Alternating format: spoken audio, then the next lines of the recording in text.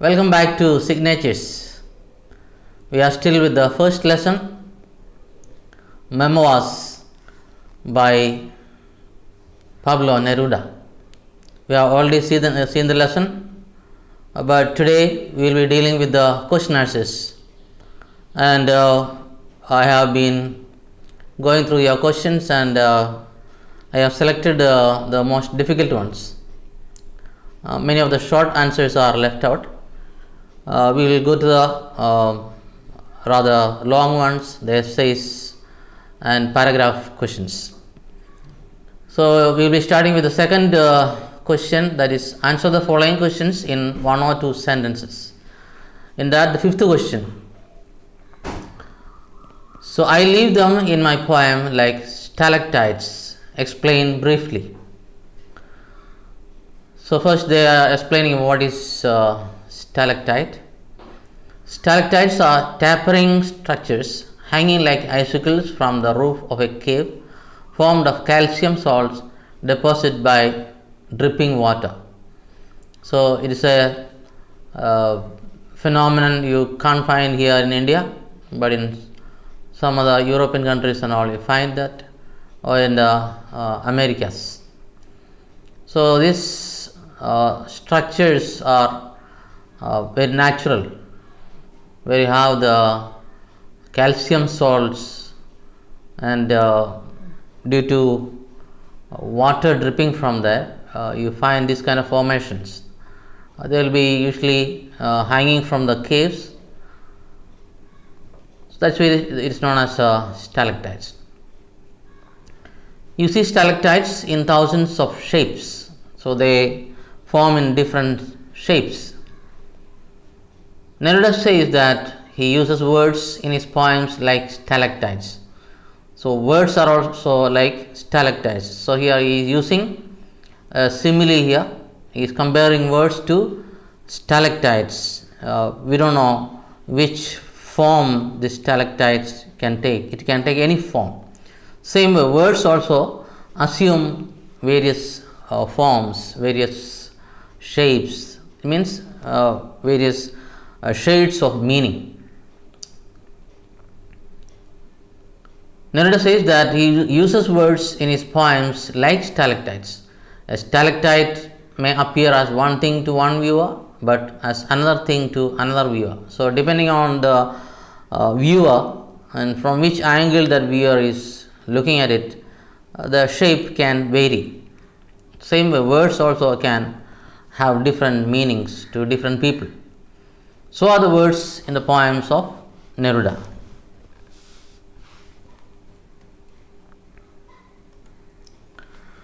Now we are going to the paragraph questions. First one, discuss the domestic images that surface in the passage. Domestic means what the objects that you find at home. So a lot of images from home he is using in this passage titled The Word. The passage titled The Word by Pablo Neruda is full of domestic images. When speaking of words, he says he wants to catch them, clean them and peel them as if he is going to cook a fine dish. So he is catching something like catching a fish, and after catching the fish, usually you clean them, you remove the skin, peel them, just like potato, and going to cook. So that is the image you get from this passage, that with the words he is going to make a kind of dish. Then he sits in front of the dish, feeling its texture, which is vibrant, smooth like vegetable, oily like fruit, algae or agates. So after cooking the food, he is sitting in front of that dish and feeling its surface, its appearance, its texture, which is very vibrant, smooth like vegetable, oily like fruit, algae or agates. So he is bringing in so lot of imageries, a lot of pictures to us.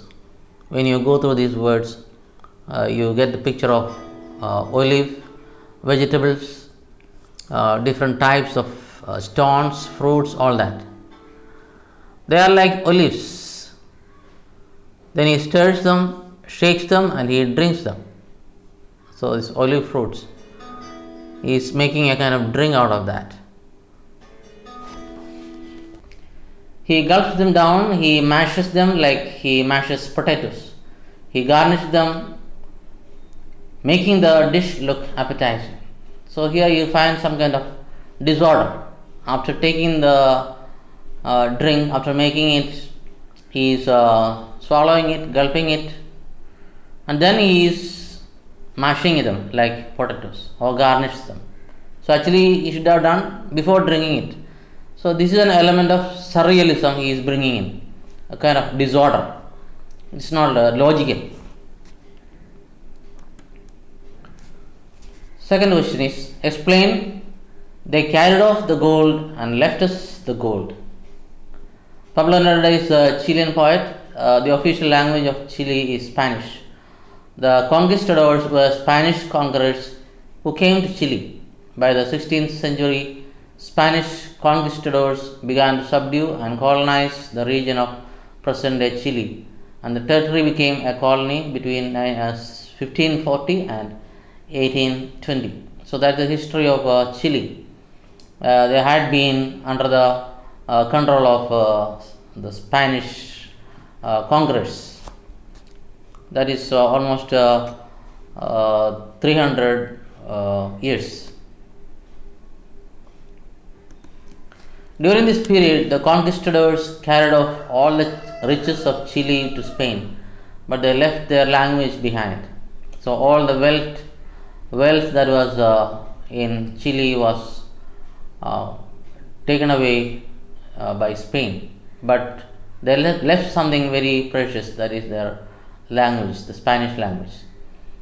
In this line, Neruda is using the word gold in two different meanings. They carried off the gold means the conquistadors, the conquerors, took all the wealth of Chile. That's the first gold, which is standing for the wealth. And then they left us the gold, which means they left their language. So to Neruda, words are far better than wealth. So he is considering language much more precious than the other real gold. Third question. Analyze the poetic quality of the passage. It is very difficult to think of the word by Pablo Neruda as a poem, because our traditional concept of poem is quite different. But then we know that the modern poetry is quite different. We have something called the free verse, where they don't bother about meter, rhyming, rhythm and all that. But the way it is printed and the poetic quality of the passage entitle it to be called a poem. So the way he is writing, it is used in italics and all that, so it looks more or less like a poem. I would say it is a passage written in a prose style. However, the passage has many poetic qualities.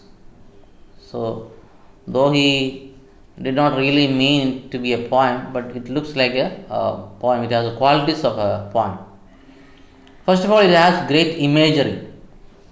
Imagery means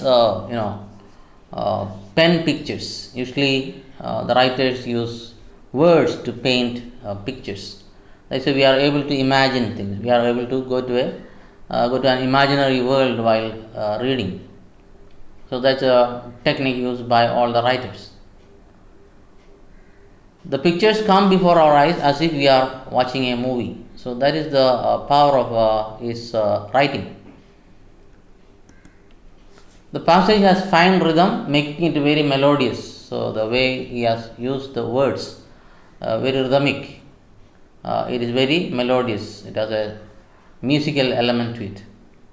It has fine similes and metaphors. So he uses a lot of comparisons. To him, words are like stalactites, like slivers of polished wood, like cords, like pickings from a shipwreck, and gifts from the waves. These are all similes or even metaphors used in this passage. It has personification. That means personification means some inanimate objects are treated as a person or living thing. So here he says, word is like a spoiled little thing, like a spoiled brat, spoiled child, a mischievous child that sits where it wants, not obeying anybody. There is parallelism, use of similar grammatical structures, like they carried off the gold and they left us the gold. They carried everything off and left us everything.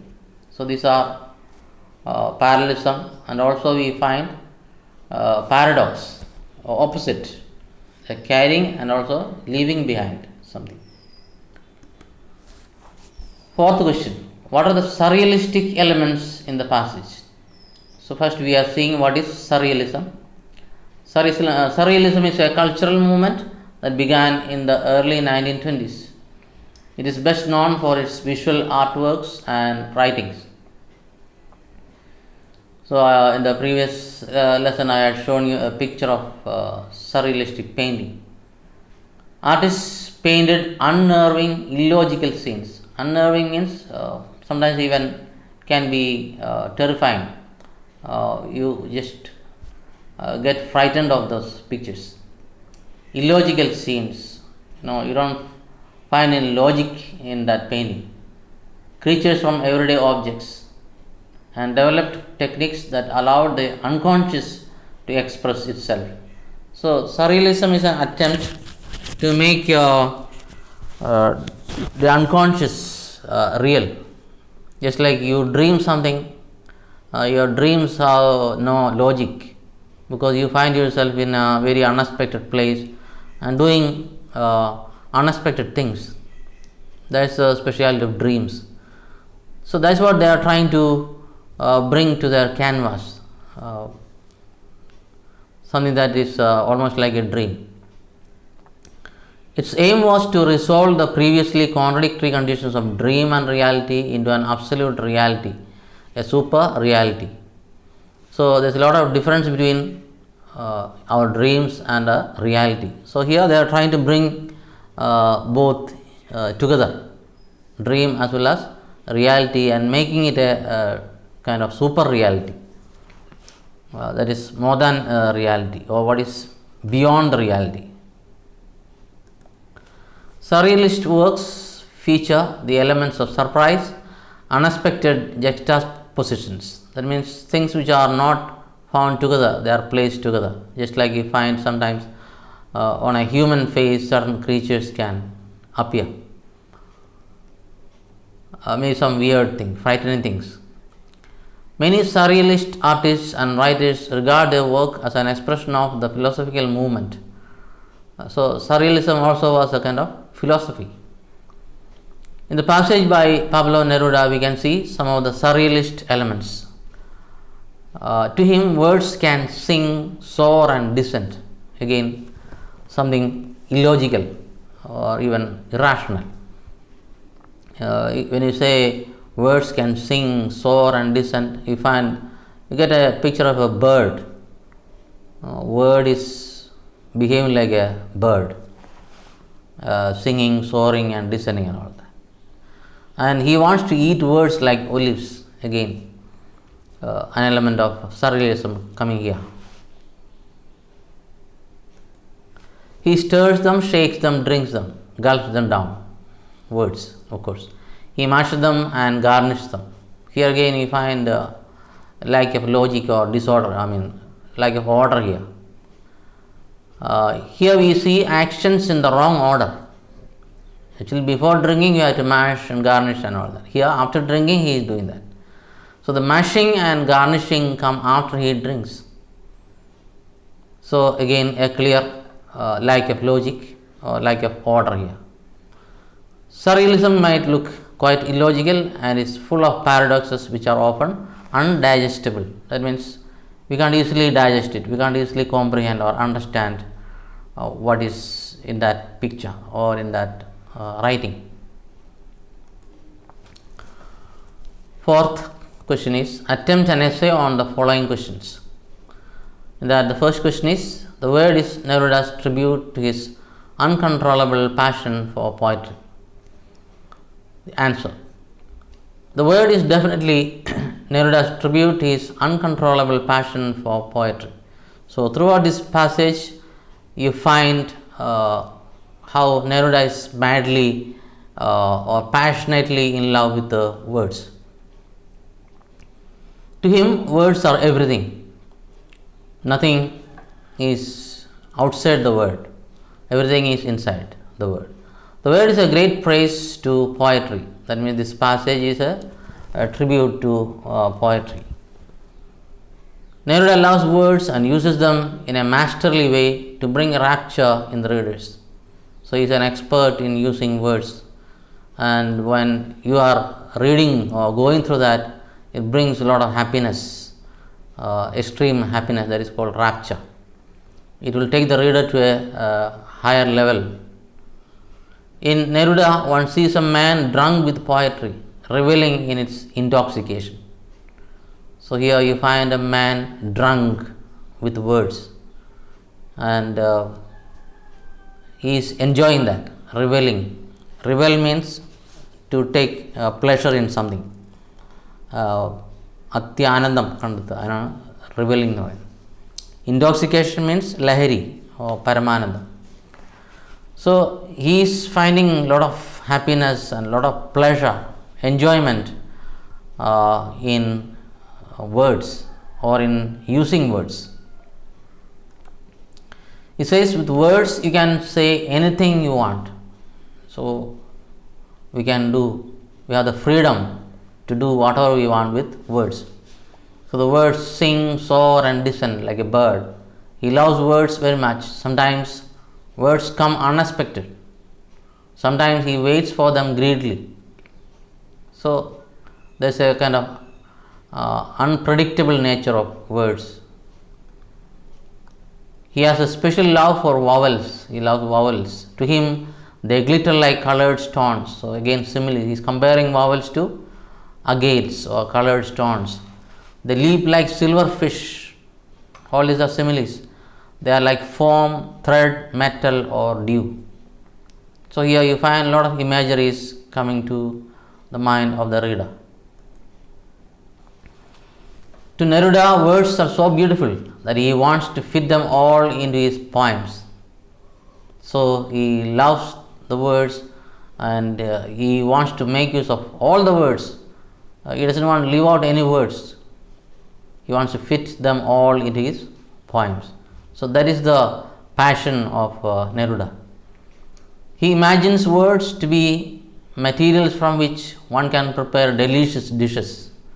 So words are like vegetables or maybe fish or anything that we can eat, and he is trying to make very tasty dish out of these words.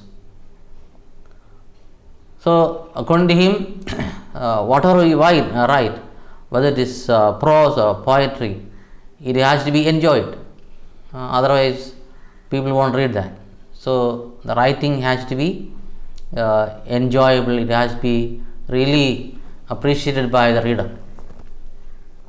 So the words are all kinds of appetizing looks. That means when you see good food, you salivate, you want to eat that. So words can also be like that according to him.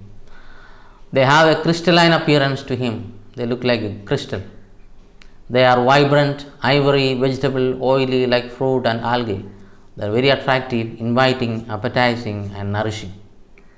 So according to him, they are like different dishes, colorful, appetizing, inviting and waiting to be consumed by people. So good writings are like that, attractive, inviting people to read, and as you read, you are enjoying it. That's the idea. To him, words are like olives. Olives means olive fruit. He stirs them, shakes them and drinks them. He lets them hang like stalactites in his poems. Everything exists in the word. So there is nothing outside the word. Every object is included in the word. The word has peculiar powers. An idea goes through a complete change because one word shifts its place or another settles down like a spoiled little thing inside a phrase that was not expecting her. So you can create magic by changing the word order or bringing in a new word. You find the whole sentence can take a new meaning, can take it to a different level. Words have shadow, transparency, weighty feathers, hair, and everything they gathered from so much rolling down the river and from so much wandering from country to country. So here you find a lot of paradoxes here, shadow and transparency. Weighty feathers, usually feathers are very light, but he is telling this feather has become very heavy. Hair and everything they gathered from so much rolling down the river. So some objects that are rolling through the river, and after rolling and rolling, they collect a lot of things around. So words are like that. It gathers a lot of meaning. It accumulates meaning over the years because it travels from one country to another country. His is a fine language that his people inherited from the fierce conquistadors. So the Spanish language was definitely left by the conquerors, the Spanish conquerors, and definitely he loves his language. It is true that the conquistadors came with a voracious appetite, hunting for potatoes, sausages, beans, black tobacco, gold, corn, and fried eggs. So all these are the native products of Chile, and they came for that.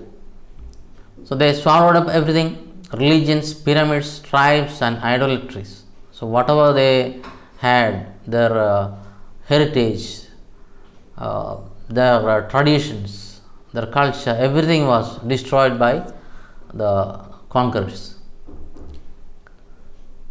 Wherever they went, they razed the land, they destroyed everything in their path. But words fell from their boots, from their beards, from their helmets, and from their horseshoes.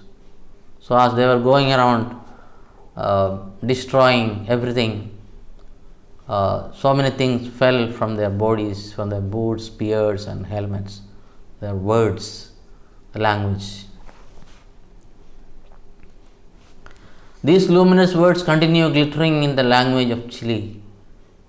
So even today, the Spanish language is shining in their country. In a sense, the Chileans are losers, but in another sense, they are winners. The colonialists carried off the gold from Chile, but they left them the golden language. So they are losers as well as winners at the same time. Maybe they must have lost their wealth, their tradition, their culture, their language, their religion, everything they must have lost, but they gained something, they won something, that is a new language. They carried off the riches but left the Chileans a rich language. They left them the words. This shows how passionately Neruda loved words. Yes. Second question. Neruda's prose is densely poetic and replete with visual images. Substantiate. So Neruda's prose is mostly poetic and full of visual images. It is quite right to assert that Neruda's prose is densely poetic and replete with visual images. It is a real masterpiece. It is in praise of words. So he is glossing over words, he is praising. One can say it is a real tribute to words. The passage is really poetic as it has many poetic qualities. So he uses a lot of poetic devices throughout. It has fine rhythm, making it very melodious. It has excellent similes and metaphors. To him, words are like stalactites, like slivers of polished wood, like cords, like pickings from a shipwreck, and gifts from the waves. So all these similes show that it is full of poetic style or poetic images. The passage has many examples of personification. Word is like spoiled little thing, a mischievous child that sits where it wants in the middle of a phrase, changing the entire meaning of the sentence. So here you have the example of personification, where word is compared to a mischievous child. There is parallelism. Example, they carried off the gold and they left us the gold. They carried everything off and left us everything. That is parallelism for you. In these lines we can also see paradox, kind of contradiction. There is a repetition in the poem. His love for words is repeated over and over again. We can also see hyperbole. Hyperbole means exaggeration. Talking of words as if they are olives to be picked, mashed, stirred, shaken and garnished before gulping them down is definitely an exaggerated statement, which is hyperbole. The poem The Word by Pablo Neruda is full of images. When speaking of vowels, he says he wants to catch them, clean them and peel them, as if he is going to cook a fine dish. Then he sits in front of the dish, feeling its texture, which is vibrant, smooth, vegetable-like, oily, like fruit, like algae, or like images. So all these words are bringing in different images or pictures to our mind. Then we see the olives prepared and garnished deliciously. We also see people hunting for words like they hunt for potatoes, sausages, beans, black tobacco, gold, corn and fried eggs, as if they have a big appetite. So all these are different imageries that come to our mind, people hunting for potatoes, sausages and all that. The most powerful image is that of the conquistadors, the conquerors. We see them crossing the giant cordilleras, the giant mountain ranges, and the rugged Americas. Rugged means uneven, full of mountainous regions. We see them racing the land wherever they went. So you can clearly picture in your mind how these soldiers, the conquerors, are going around, destroying everything, conquering everything. They took everything away, but they left behind the most precious thing, the language, their words. The poem has a fine message. We should love words because without words there is no life. So here he shows the importance of words in our life. We cannot live without words. We cannot communicate without words. So ultimately our life is somehow controlled by words. The passage is full of surrealism and contains many levels of meaning and many themes which you have already seen. It is indeed a prose passage with excellent poetic qualities. Only a great person like Neruda can write such prose, which at times looks even better than poetry because of its fine diction and superb images. Diction means selection of words, choice of words in writing. So this passage shows the genius of Neruda, how he is able to manipulate words and create images that are sometimes very shocking to the reader. So with that we come to the end of question answers and also the lesson memoirs by Pablo Neruda. I hope you enjoyed this passage and understood the essence of this lesson. So with that we come to the end. Thank you and have a nice day.